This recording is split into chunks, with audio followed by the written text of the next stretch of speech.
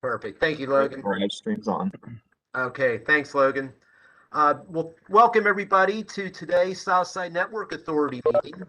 Given Governor Northam's declared state of emergency due to the COVID-19 pandemic and the remaining risk, today's Southside Network Authority meeting is being held by electronic communications via WebEx. This meeting is being recorded and is required to complete essential business on behalf of our region. Per the requirements of the Code of Virginia, public notice was given with the contemporaneously with the notice provided to the Southside Network Authority members. Our agenda and supporting documentation were made available on the HRPDC website for the public to review. Members of the public were also invited to submit comments in advance of today's meeting via email or phone. Public access to witness the meeting is being provided today via our live stream feed, which is currently operating. And as a reminder, all votes taken today will be recorded by name in a roll call fashion. Just a few housekeeping tips. Just a reminder to please keep our phones and computers on mute until providing input to cut down on background noise. And also, please remember to go back on mute after you've been recognized by the chair to speak. When speaking, it'd be very helpful if you would provide your name and the locality you represent. And of course, please, when making motions or seconds today, do so by indicating your name and the locality or agency you represent. Madam Chair, with that introduction, I'll send it back over to you. Thank you, Mr. Crum. So I am calling this meeting of the Southside Network Authority to order. Okay, I think we'll go to agenda item number 2, which is approval of the agenda or any modifications.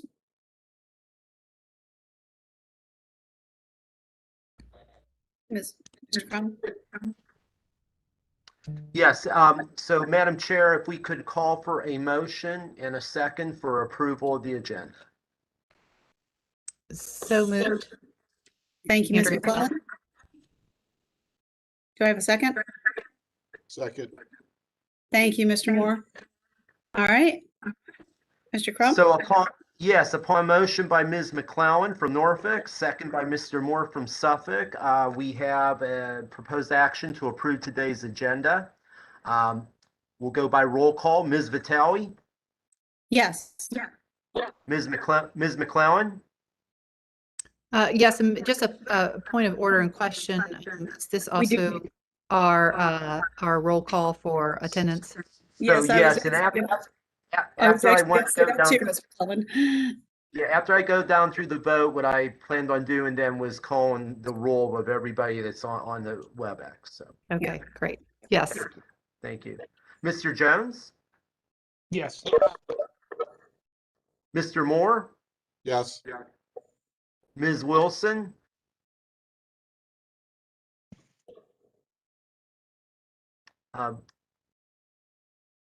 Ms. Wilson? Maybe on mute. Yes. Thank you. Madam Chair, your motion carries. With your permission, I'd just like to go down through for the full roll call for today's attendance. Please. From Chesapeake, Scott Fairholm, the alternate member. Present. From Norfolk, Catherine Weitzel. You went out of order. Usually last. I'm here. From Portsmouth, Ms. Jones. From Suffolk, Regina Chandler. Present. And from Virginia Beach, Peter Wallace. Present. Others in attendance, of course, Stephen DeBerry, your executive director. Present. Mr. Mike Lockerbie, your legal counsel. Good afternoon, Bob. We have Jay Stroman, the legal representation from the city of Chesapeake. Present, thank you. Thank you, Jay. Regina, let's see, real quick here. Fraser Picard, Chief Information Officer from Norfolk. Present. Let's see, and I apologize. I see one name, Andy. Could I ask Andy to introduce himself, please? Hey, Bob. Sorry, I couldn't figure out how to change it. This is Andrew Fox, legal from Norfolk. Very good. Andrew, I thought that was you, but I didn't want to I didn't want to guess wrong. Thank you, sir. I'm sure I missed someone. Oh, I'm sorry, Matt DeHaven from CTC. I'm sorry, Matt. Hello, good afternoon. Have I missed anybody? Okay. Madam Chair, I'll send it back over to you. All right, great. Thank you very much, Mr. Crum. And thank you, everybody, for attending. I wanted to give a couple extra seconds just to ensure we had everybody on board. So that worked out beautifully with doing our roll call along with the approval of the agenda. With that, I want to move into agenda item number 3 with public comments. Mr. Crum, are there any public comments, either written in or is there anybody on the line? Now, Madam Chair, we did not receive any public comments in advance of the meeting. I might recommend that we just pause. I'll call and ask if there's anybody online that would like to submit public comments. And I don't see any, and I don't see any in the chat, Madam Chair. So I'll turn it back over to you. All right, great. Thank you very much. We'll go on to the meeting minutes, item number 4. And we will, I'd like to get a motion to approve the minutes for May 14th, our May 14th board meeting. Do you have a motion? So moved. Thank you, Ms. McClellan. Second? Do I have a second? Second. Thank you, Ms. Wilson. All right, Mr. Crum, roll call vote, please. Yes, we have a motion by Ms. McClellan, second by Ms. Wilson to approve the minutes as included in your agenda. Ms. Vitale. Yes. Ms. McClellan. Yes. Mr. Jones. Yes. Mr. Moore. Yes. And Ms. Wilson. Yes. Madam Chair, the motion passes unanimously. Thank you very much. We'll move on to item number 4, which is the status update on the near-term action items. And they were listed in attachment 5. And I believe I'm turning it over to our executive director. So, Mr. DeBerry. Great. Hey, thanks, and good afternoon, everyone. So we're going to pull up the PowerPoint presentation today. The agenda item 5 is really just a quick update, which is really going to drive 2 small decisions that I'm asking the board to approve, and they'll be represented as agenda items number 6 and number 7.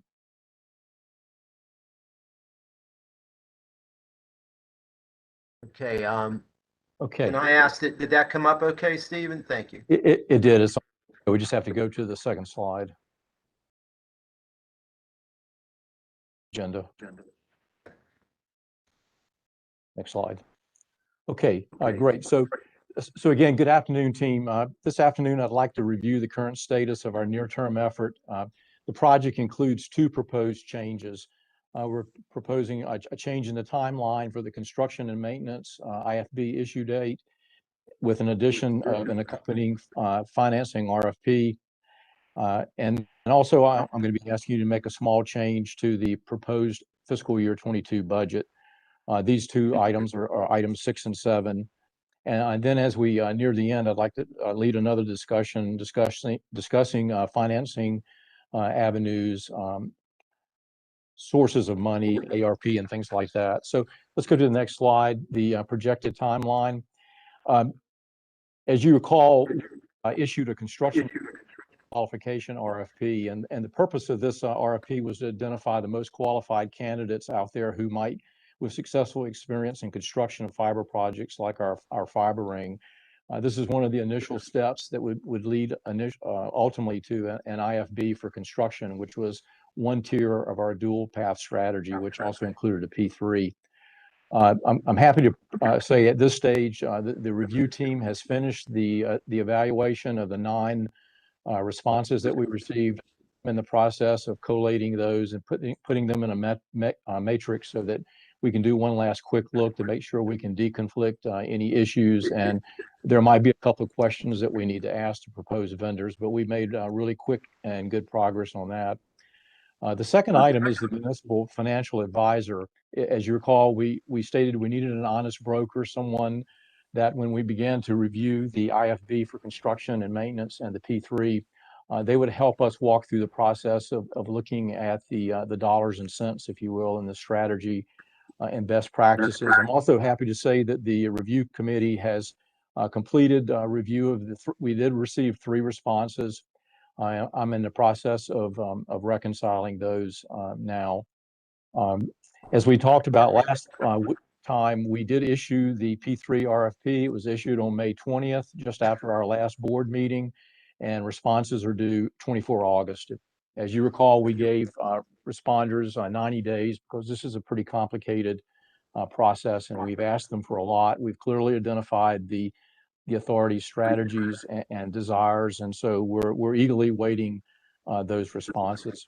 The one proposed change that I'm making on the construction and maintenance IFB really takes us back to the original date. If you recall, we last time we pushed this RFP out to August because we were in the process of identifying how much ARP funds we would receive, how they might be used or prioritized by cities.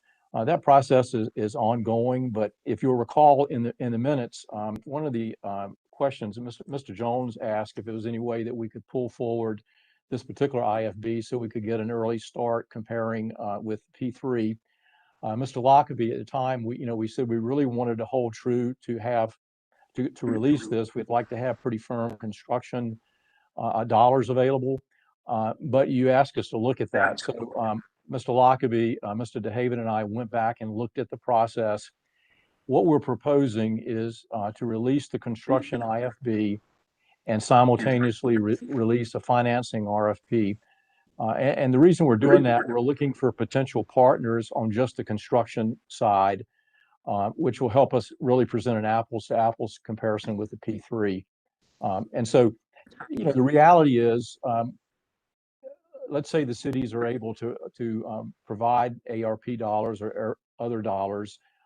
Each city may or may not be able to come up with the entire 5 million. So we still may have a delta in terms of funding the RFP, but we want to push forward so that we can again make a true apples to apples. So I'm proposing that we release the IFB for construction and maintenance on July 8th instead of August 5th, and responses would be due 24 August, which is the same day that the responses are due for the P3. I think this is the best use of our time. It keeps the project moving and allows us to stay true to our dual path strategy. The next slide really simplifies this a bit.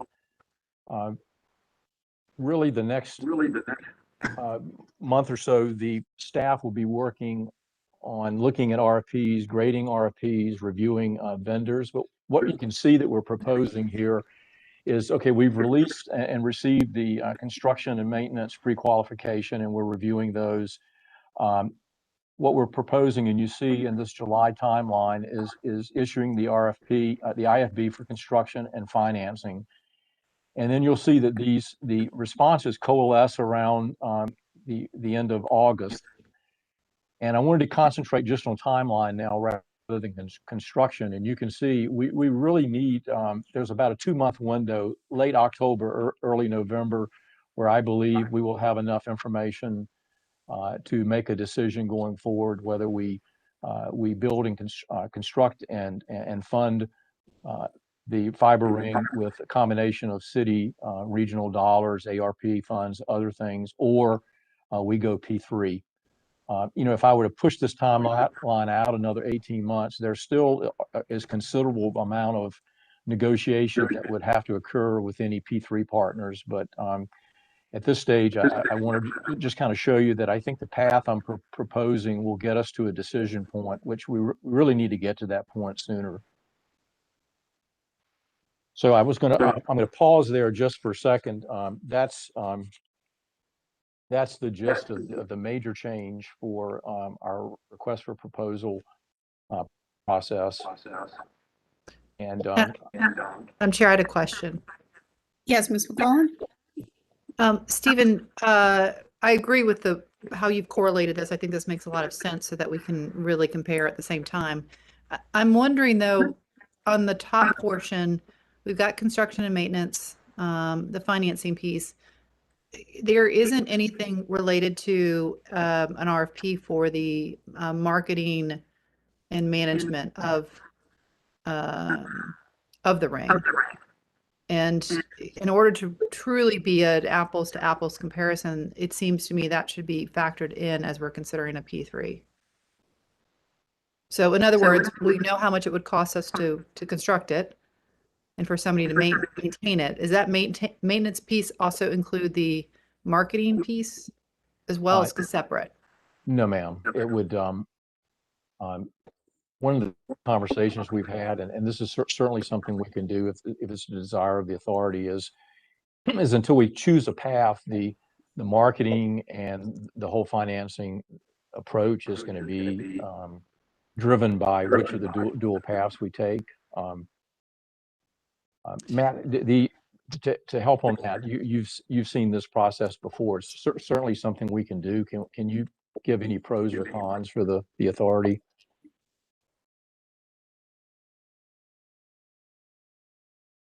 So just while Matt's thinking about this, let me clarify. So if we were to own the ring, or build it ourselves as the authority instead of having a P3, the P3 would also, they would own it, lease it back to us, and they would also market out the excess capacity. If we were to own it, we would market and manage the excess capacity, or we would have somebody do it for us. If somebody's going to do it for us, there would be a cost associated with that. And I'd like to have those. I'm just that piece of the puzzle doesn't seem like it would be presented in this time frame. Okay. Ms. McClellan, can I try to offer a bit of insight on that? Thank you. Yes. My concern, I know that what Mr. DeBerry had sort of thought about was that would be something that we would be procuring during the course of the construction, because you're looking at a construction process that's probably 12 to 18 months. If you got somebody to give you a firm price right now for what they would do in 18 months, they're going to give you a bad price. So it might work better to do some work in terms of getting estimates and quotes rather than doing a formal procurement at this stage. Would that be sufficient to meet your concern? Yeah, so an RFQ, for example, or RFI, I think would be fine, but it at least gives us some ballpark. Okay. So that's something we can do, Madam Chair, if you, any other comments from other members?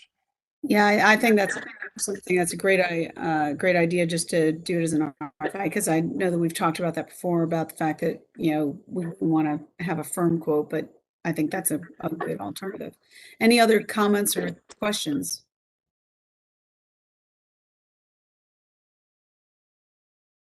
All right. Madam Chair, did Mr. DeHaven have any comments about what that might look like? I'm sorry, I wasn't sure if that question was directed to me earlier or not. So it was, Matt. Don't worry. I mean, I guess that the idea would be, if we were to own this, I think generally we recognize that as a body, we are not structured in a way that we would be the ones who would actually market it and manage those relationships with other ISPs or other interested parties. We would bring another third party in to help us with that.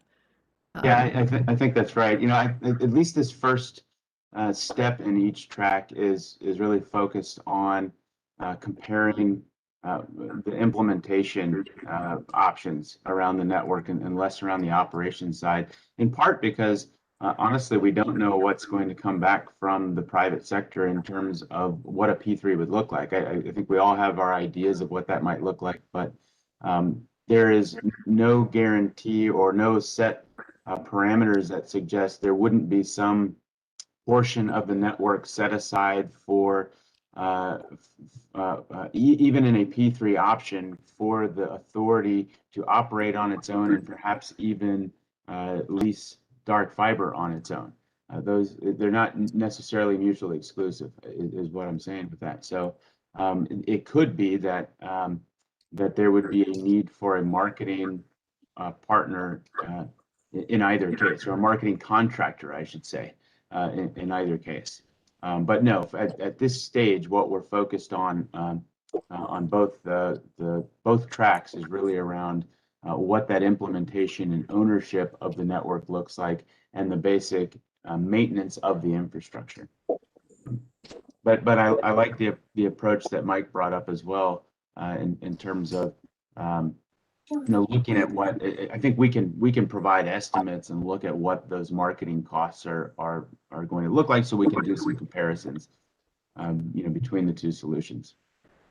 But really, the P3 evaluation is in my mind, broad brush kinds of reviews. It may not get down to, until we get into detailed negotiations, it might not get down to a direct cost of ownership kind of analysis, mostly reviewing it from the key terms around ownership and alignment with overall goals of the authority, and then moving from there.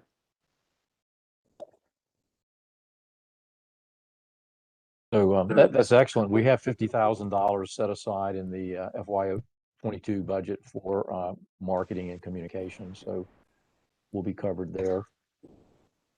So I just to be clear, I don't think that $50,000 is what we're talking about. I mean, I'm thinking of an entity that actually operates this ring, who does the marketing of it, who does the business development of it, goes out and seeks clients, for lack of a better term, right? It's not just putting up a website and putting up, doing a little bit of marketing. This is an entity that, much like somebody is a management company that manages an apartment building, right? They're in there. They really become our sort of day-to-day part. So could I ask for some clarity, Matt? On a P3, would not the consortium or wouldn't the P3 do that type of marketing in terms of building a rate? So I'm just making sure I understand the. Yeah, that's very likely. I mean, the reasons to be seeking a partnership, are there's a few-fold reasoning behind that. One is obviously to potentially reduce costs, share the costs of the overall build out with someone else, and also maximize the opportunities for addressing a number of the strategic goals you have. So if building the ring addresses internal needs of municipalities, that's wonderful. We can do that potentially with either approach. If bringing on a partner then adds the value of having near-term last mile solutions that help provide broadband within the municipalities as well. That's one of the key reasons we would really want to be seeking a partnership, and that ultimately those roles, those functions fall completely to the partner. We're the authority at this stage is not looking to operate a last mile broadband network that's going to connect homes and businesses directly. At least that's my understanding, unless something's changed very recently. But just to be clear, Stephen, you just said, so a P3 would be responsible for those things. I understand that. That's why I'm asking to have an RFQ or RFI. So if we were to own it, we're going to need somebody to do exactly those things. But they really are apples to oranges, right? So if you put out a maintenance or an operations RFP for the build and operate track, that is not necessarily operations in relation to last mile services or anything along those lines. It would be ongoing maintenance of the physical plant and possibly dark fiber leasing and maybe other services on that middle mile ring. But that's yet to be defined what even those services are. Yeah, I guess maybe just to clarify, it's the dark fiber leasing that I'm talking about. Okay. Yeah, because when we were presented the different options in terms of cost avoidance, if we did nothing other than use it for municipal services, the payoff is 20 years, the ROI. If we leased 10 or 12% of the dark fiber, you're looking at 7 to 8 years. That's great. Who's going to do that leasing? Got it. And who's going to do that marketing, and who's going to do that management? And in order to compare apples to apples with a P3, I think we need to have some understanding of what that would look like. So to say something, if it's okay, I think Andrew's got a point. We don't know how to market this thing. This is not the bailiwick of cities and government. This is something more along the line of the private sector to do the marketing. And this is just something we don't have the experience. And I think we're eventually going to have someone do it. So probably an RFI, just to have an idea of what that budget would look like, would be a good thing to do. Yeah. Okay, we'll move out smartly with that. Great. Thank you. That I think, and as everybody understand now, that's I think that was good clarification when we started talking actually about dark fiber, and the operational is so that's I knew what you were saying and I knew where we were going with it. I was ready to jump in there as well. So all right, so we'll go ahead and Mr. DeBerry, then you'll start working on an RFI for that as well, correct? Correct. And is that something that you could also have ready so that we could have have it out and have responses by the time we would be ready to compare the two on the date, whatever you said, July 24th or August 24th rather? Can I say that would be, I need to get together with the team and look at, what we're going to say in a timeline, but certainly I'll push for that. Does that make sense, Matt and Mike? Yeah. They always say yes. I'm just trying to manage the bandwidth. Yeah. Okay. All right. So, any other questions for on the timeline or or the way that we're moving forward? And one other reason I wanted to show this, and we can talk about the need, whether we want to have a meeting next month or not, that would be fine. But what you can see, the next couple of 3 months, with the addition now of the marketing or the management portion, we really got staff pretty much writing RFPs and reviewing, and we should be at a position at the end of August to present something. So we'll talk about that in the next couple of weeks, but this shows the near-term effort. It's going to be pretty heavy admin by staff with just feedback to board members. Great. Okay, super. Thank you. All right. Anything else, Mr. DeBerry, before we move on to item 6, which is kind of basically combined with 5 and but actually is, I think, we're looking to give you some direction. But would you like to, I think we can and just talk about that conversationally. I think it would be good just to go ahead to 6 and 7 and make sure we've got approval for what we're proposing. So okay, agenda item 6 really is just for the board to approve the revised timeline that I just presented, moving forward the construction IFB, putting out a financing RFP, and now a marketing slant management RFQ on that. All right. So do I have a motion to approve the provided timeline, the revised provided timeline, and include the marketing / operating RFQ? Moved. All right. Do I have a second? Second. Thank you very much, Mr. Moore. All right. Where's Mr. Crum? There's Mr. Crum. Roll call vote, please. I have to find you on the Yes, upon motion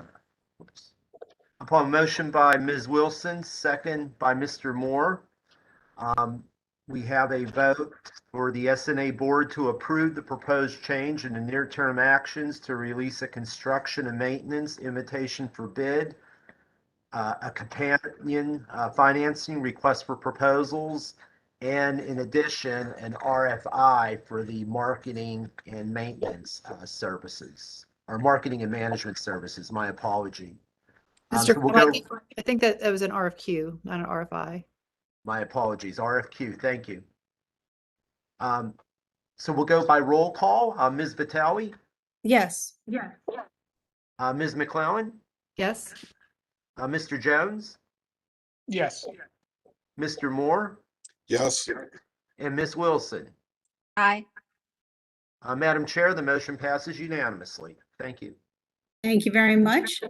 Moving on to item number 7, Mr. DeBerry, would you like to brief us on that?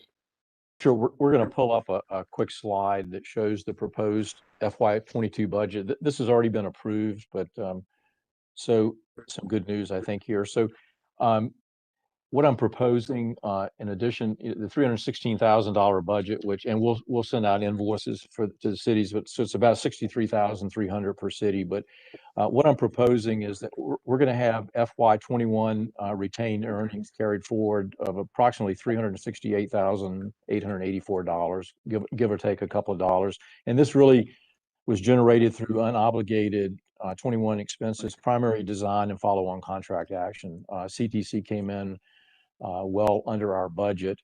And so those dollars are available. And what I'm proposing in terms of rolling these over as retained earnings is these funds could be used for financial advisor services, as well as legal and contractor staff support needed to take us to fruition of our decision process, leading to constructing, maintaining, and the fiber ring. So I think that's a good news story. I'm trying to be a good steward of the money, and I think we can leverage that money very highly. Great. Thank you so much. And yes, I think you've been a very good steward of this. That is good news. Are there any board members that have questions about the budget? Madam Chair, if I may. Yes, please. If everybody's okay with it, just for top of mind for Stephen, this upcoming budget. If we could at least give a placeholder budget for the following year, because I know the cities start to look at their budgets about the October, November, December timeframe. So we can at least know what the following year's contribution would look like, so it can at least be programmed. Okay. I can do that, and I think in that timeline we'll be close enough to which of the dual paths we're going to go and make a decision, because that would certainly drive the budget. If we went authority owned and constructed, it would be different than if it was a P3. Yeah. Okay. Great point, Mr. Jones. All right. Any other questions or comments? All right. Do I have a motion to approve the proposed amended FY22 budget as detailed? So moved. All right. Thank you, Ms. McClellan. Do I have a second? Second. Thank you, Mr. Moore. Mr. Crum? Yes, upon motion by Ms. McClellan, second by Mr. Moore, the motion is for the SNA board to approve the proposed amended FY22 budget as presented. Ms. Vitelli? Yes. Ms. McClellan? Yes. Mr. Jones? Yes. Mr. Moore? Yes. And Ms. Wilson? Aye. Madam Chair, the motion carries unanimously. Thank you very much. With that, is there any old or new business that anyone would like to cover? I'd like to just put one thing out there that was a carryover of the next step slide that we jumped over that rightfully, but we've talked about just proceeding with executing the authority's desires. But I think Bob had some extra information, but I also sent out an email to the board last night with a legal opinion concerning the use of ARP funds. There's a lot of conversation going on at the federal level that may or may not align right now with what might be being said at the state level. And so I asked Mr. Lockerbie to give us currently a legal opinion on use of ARP funds, so that, because it's a very important part of the IFB and the authority owned part of the dual path approach. So I sent that out last night. Hopefully you've had a chance to look at it, but I think maybe some conversation, and Bob tracks this all the time, and there might be some conversation that we ought to have. Well, Mr. DeBerry, I might defer to Mr. Lockerbie, and who wrote the opinion that was shared with the authority board. And Madam Chair, with your pleasure, to let Mr. Lockerbie maybe touch on the highlights of his opinion. That's exactly what I was going to say. So, Mr. Lockerbie, would you mind just giving us a summary? Yes, ma'am. To clarify, there was the ARP has a provision which says that funds may be used for water, sewer, and broadband, and has no further elaboration. So without knowing what that was, the U.S. Department of the Treasury has issued an interim final regulation, which is a regulation that's currently the law until it is finalized. And it provides some criteria for things to look at for localities and municipalities and public service authorities like that. What to look at is considerations when they're trying to decide which broadband projects to fund using ARP funds.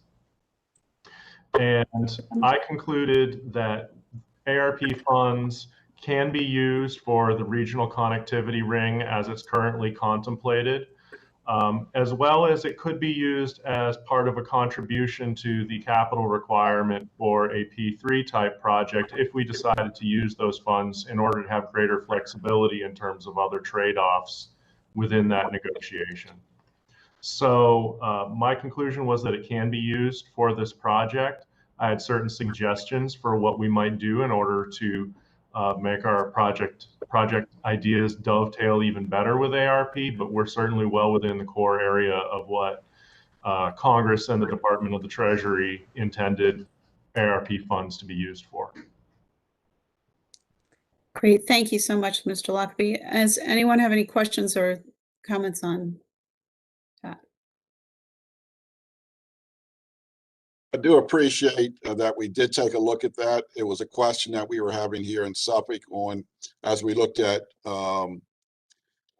last mile versus mid-mile type service. So I do appreciate the efforts that you have done on that. Thank you. Madam Chair, if I may. Yes, Daniel. Mike, and I concur that excellent opinion. I do have, if you could be, I'll say, future looking. Do these funds have any type of obligations, meaning if we go down a certain track that in the future that it may prevent future services? And I guess what I'm trying to say, if it's a last mile type effort, and I know we're not talking about that, but just so we have a complete look at this, if we used ARP funds to build this, but offset years, then we couldn't use it for last mile. Are there any type of strings or obligations or caveats to that?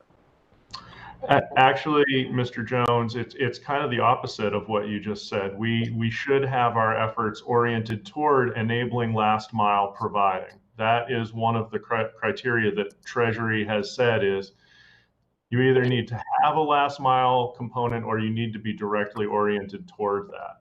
So last mile partners that we could have, such as the cities themselves, such as providing services directly to hospitals, to universities, or to unserved or underserved neighborhoods. There's certainly neighborhoods and things like the public housing campuses that are either have no service or are underserved based upon the studies that we've done.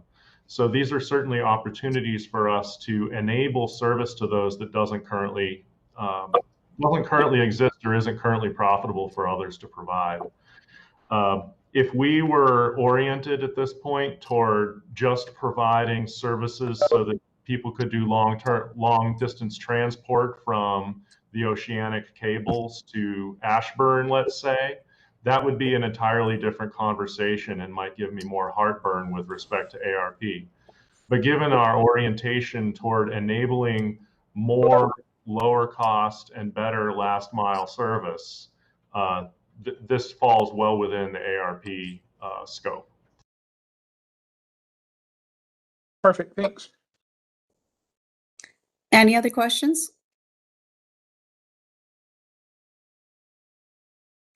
All right, well, thank you, Mr. Lockerbie. Appreciate that.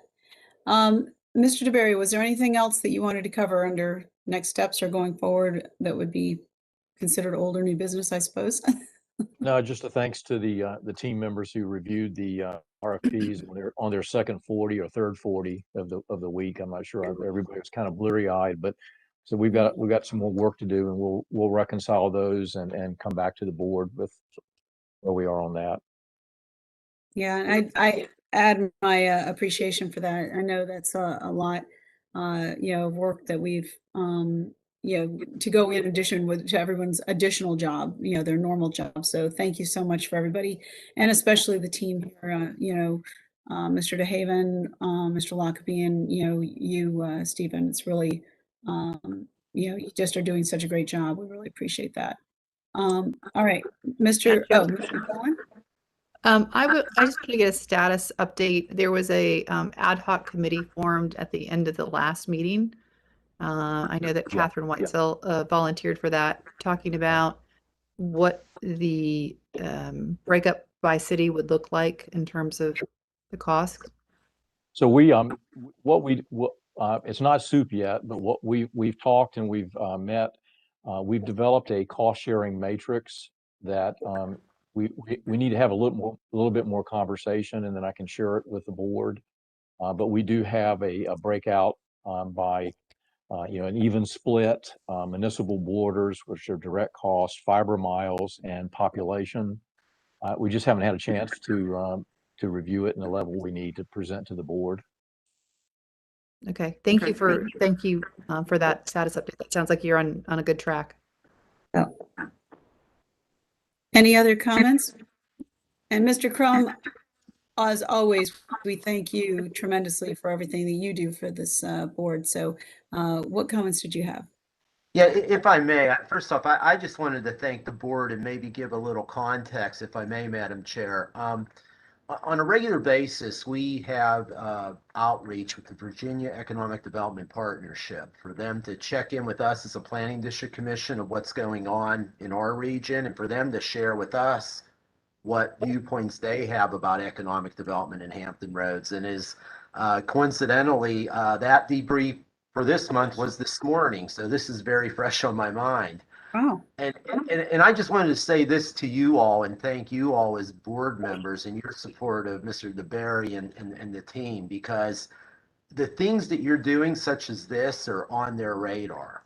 And when the VEDP talks about the subsea cables that have come ashore in Virginia Beach, the transatlantic cables, and the work that you're all doing to connect this interconnected regional fiber network, they're now telling that story at national and international marketing events that they attend.